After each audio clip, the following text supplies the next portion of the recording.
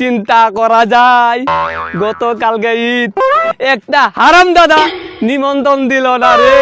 গড়ে 1 লিটার মাংস নিতে পারি না এখন খাবো কি আমি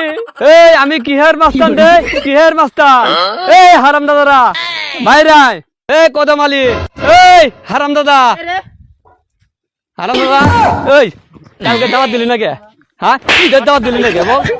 দিলি না কে দাওয়াত হ্যাঁ গরিব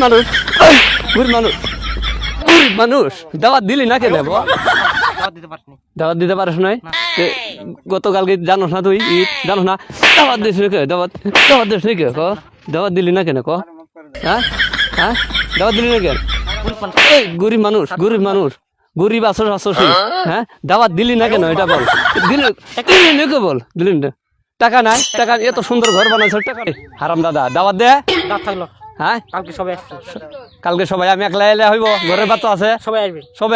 সবাই আসবো ঠিক থাকে তো তুই হ্যাঁ দাওয়াত ঠিক আছে ভালো করে দিছ তো হ্যাঁ নাল দিকদারি হয়ে যাবো হ্যাঁ এখন ভালো লাগলো মানুষটা দাওয়াত এতদিন হাতে পাই না আমি হ্যাঁ শালা দে তো কত সুন্দর ঘর বানাইছে শালা দাওয়াত দিতে তো টান পায় বাপরে বাপ হ্যাঁ শালা এত সুন্দর ঘর বানাইছে হ্যাঁ বহুত সুন্দর ঘর বানাইছে বাপরে বাপ রং মারে দিছে কালো শালা দাওয়াত দিতে তো টান পায় শালা রং মারে দিছে কত সুন্দর রং মারে দিছে শালা দাওয়াত তো দিল কিছু খাইতেও দিল না আম একটা খাই যায় উঠতে পারবো না এটা তো 1 নম্বর চিন্তা পারবো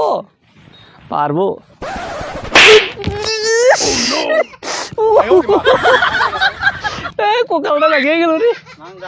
মাঙ্গা হারাম দাদা কিছু খাইতে দিলে এই গাছে উঠতে পাবি কিছু খাইতে দিল না কি হলো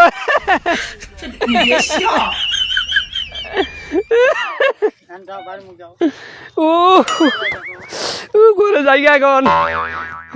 করে যাই ভালো মস্তানের এই অবস্থা এলাকার মানুষ সবাই মস্তান বলে ডাকে একটা আম খাইতে পারলাম না একটা মানুষ হলাম কুত্তার মতন একদম অবস্থা করে দিলাম আমার বাপরে বাপ করে যাই বন্ধুরা আমার ভিডিও দেখলে ভালো যদি লাগে তে লাইক কমেন্ট করিবা সবাই শেয়ার করবেন